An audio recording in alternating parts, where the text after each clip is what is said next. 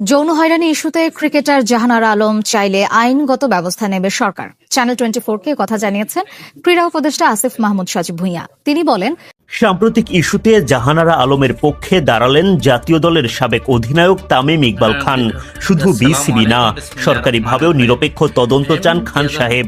সেখানে যেন বিসিবির কেউ ন্যূনতম হস্তক্ষেপ করতে না পারেন। একই সাথে নারী দল খেলোয়াড় জাহানারা আলম যৌন হয়রানি হয়েছে এবং যৌন হয়রানি নিয়ে চাইলে আইনগত বাজে ব্যবস্থা নিতে পারে এবং ক্রীড়ামন্ত্রী কি বলল তাও শুনতে পারবেন। এবং তামিম ইকবাল জাহানারা আলমের পাশে দাঁড়িয়েছে যে এই বিষয় নিয়ে তদন্ত করার জন্য। এরকম যদি হয় কিনো নারী খেলোয়াড় যোগ দিবে না ফুটবল খেলাতে আরো কয়েকবার জাহানারা আলমের সাথে এরকম শারীরিক যৌন হয়রানি হয়েছে। দেখলে বুঝতে পারবেন।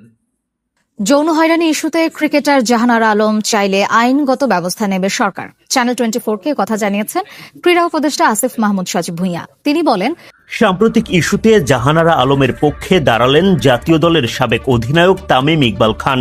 শুধু বিসিবি না, সরকারিভাবেও নিরপেক্ষ তদন্ত চান খান সাহেব।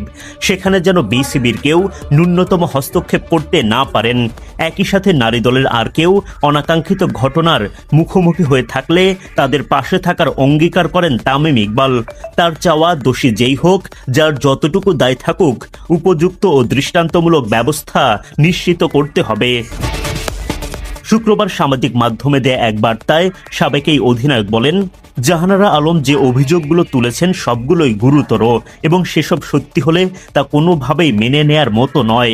শুধু একজন জাতীয় দলের ক্রিকেটার বা সাবেক অধিনায়ক বলেই নয়, যে কোনো পর্যায়ের ক্রিকেটার হোক বা যে কোনো খেলার ক্রীড়াবিদ কিংবা যে কোনো নারী, কারো প্রতি এমন আচরণ কোনোভাবেই গ্রহণযোগ্য নয়। এই ধরনের অভিযোগের তদন্ত প্রসঙ্গে তামিম ইকবালের দাবি, বিসিবি একটি তদন্ত কমিটি গঠন করেছে বটে, তবে আমি মনে করি এসব অভিযোগ খতিয়ে দেখতে জাতীয় ক্রীড়া পরিষদ কিংবা সরকারি পর্যায়ে একটি স্বাধীন তদন্ত কমিটি গঠন করা উচিত, যেখানে বিসিবি সংশ্লিষ্ট কেউ থাকবেন না, যাতে বিন্দুমাত্র পক্ষপাতের সুযোগ না থাকে। যত দ্রুত সম্ভব এই কমিটি গঠন করা উচিত ও সর্বোচ্চ গুরুত্ব দিয়ে ব্যাপারটি দেখা উচিত। দ্রুততার সঙ্গে তদন্ত শেষ করে দোষী যেই হোক, যার যতটুকু দায় থাকুক, উপযুক্ত ও দৃষ্টান্তমূলক ব্যবস্থা নিশ্চিত করতে হবে। এর আগে জাতীয় দলের পরিবেশ নিয়ে জাহানারার করা মন্তব্য উড়িয়ে দিয়েছিল বিসিবি। তামিম চান সেই সব অভিযোগেরও সুষ্ঠু তদন্ত হোক। কয়েকদিন আগে জাতীয় দলের পরিবেশ নিয়েও জাহানারা কিছু অভিযোগ করেছেন, যা বিসিবি পরে উড়িয়ে দিয়েছে। একজন ক্রিকেটার যখন দল নিয়ে এত গুরুতর অভিযোগ করেন, সেসব অবশ্যই খতিয়ে দেখা উচিত, কিন্তু যাচাই না করে বিসিবি যেভাবে অতি দ্রুত উড়িয়ে দিয়েছে, কখনোই তা কাম্য নয়। জাহানারার অভিযোগের পর আরও বেশ কিছু ঘটনার কথা জানতে পারছি নানা মাধ্যমে। আমি প্রতিটি নারী ক্রিকেটারকে অনুরোধ করব, যারা নানা সময়ে এইসব ঘটনার শিকার হয়েছেন, সেটা সরাসরি হোক বা আকার ইঙ্গিতে, যে কোনোভাবে হেনস্থার শিকার হয়েছেন, সবাই মুখ খুলবেন এবং সাহস নিয়ে এগিয়ে আসবেন।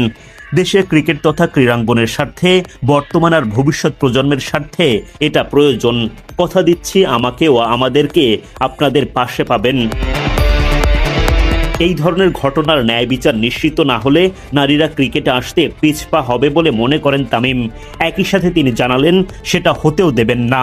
জাহানারার অভিযোগগুলোর প্রেক্ষিতে যথাযথ ব্যবস্থা যদি না নেওয়া হয়, যদি ন্যায় বিচার নিশ্চিত না করা যায়, তাহলে ভবিষ্যতে কোনো মেয়ে ক্রিকেট বা যে কোনো খেলায় আসতে ভয় পাবে, খেলাকে পেশা হিসেবে বেছে নিতে পিছপা হবে।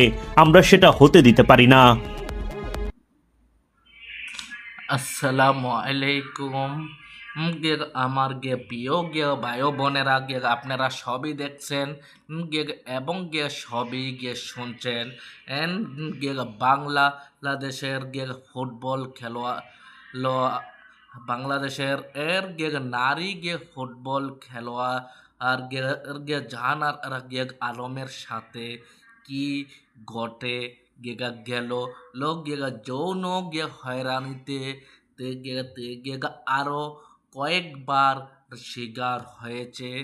কেন সে যৌন হয়রানিতে শিকার হচ্ছে এই নিয়ে আইন কি বলল, ক্রীড়ামন্ত্রী কি বলল, এবং এবং তামিম ইকবাল ও কি বলল জাহানারা আলমকে নিয়ে, কেন জাহানারা আলম যৌন হয়রানিতে শিকার হচ্ছে, আপনারা বিস্তারিত মতামতগুলা মেসেজের মাধ্যমে জানিয়ে দিবেন। আমি এবারের মতে বিদায় নিচ্ছি। আসসালামু আলাইকুম।